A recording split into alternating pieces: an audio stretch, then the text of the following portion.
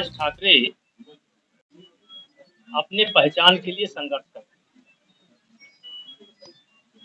भाषा जोड़ने का काम करती है, तोड़ने का काम नहीं करती।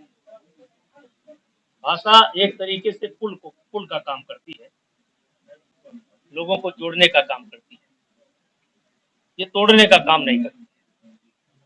मैं अपने देवी पाटन मंडल की मीडिया के माध्यम से राज ठाकरे को बताना चाहता हूं कि महाराष्ट्र का और उत्तर प्रदेश का या उत्तर भारतीयों का जो संबंध है वो आपके इस हरकत से टूटने वाला नहीं। आपको पढ़ना चाहिए, आप शायद पढ़ते लिखते नहीं। छत्रपति शिवाजी महाराज को जब औरंगजेब ने बंदी बनाया था तो उनको कैद से छुड़ाने का काम आगरा के हमारे व्यापारियों ने किया था, यानी कि घड़ा बनाने वालों ने किया।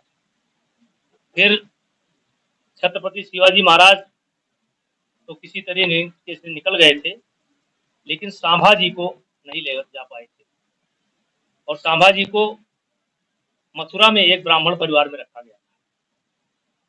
और यहाँ तक कि विरोधियों को शक न हो, संभाजी के जीते रहते छत्रपति शिवाजी महाराज ने उनका तिरही संस्कार भी कर दिया था, विरोधियों को भ्रम में डालने का। और बाद में हमारे मथुरा के ब्राह्मण समाज जिसमें अगुवाई कर रहा था साधु संत, उनको लेकर के बनारस जाते हैं और बनारस से एक साधुओं की टोली निकलती है, वो लेकर के उनको महाराष्ट्र सुरक्षित पहुंचाने का काम करती है।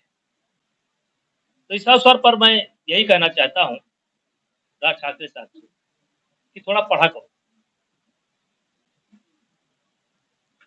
आज जिस बात को तुम गर्व करते हो, उस गर्व के इतिहास में उत्तर भारतीयों का पसीना लगा है, खून लगा है। और आज आप बहुत हल्की राजनीति कर रहे हो,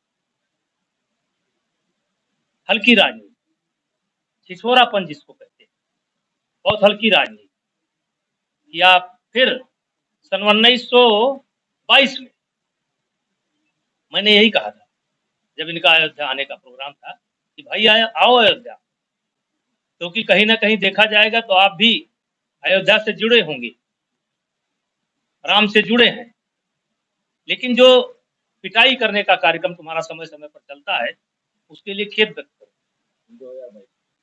2022 मैंने बोला 2022 और मैंने कहा था मैं नहीं घुसने दूंगा। आप नहीं आए, कोई बात नहीं, लेकिन फिर आकर के जो है फिर अपना रंग इन्होंने 2025 के अंत में दिखाया। और मैं उनको कहता हूं कि उनको सद्बुद्धि आवे। उत्तर भारतीयों में बड़ा रोष है और अगर कोई भला आदमी आह्वान कर देगा तो राज ठाकरे साहब आप झेल नहीं पाओगे। उत्तर भारत के नौजवान इतने आक्रोश में है कि अगर किसी ने आह्वान कर दिया कि चलो आओ चले राज ठाकरे से भेंट करें तो झेल नहीं पाओगे। इसलिए मैं बड़ी जिम्मेदारी के साथ बयान देता हूं कि राजनीति करो, लेकिन भाषा को, पंथ को, जात को, मजहब को आधार बना करके राजनीति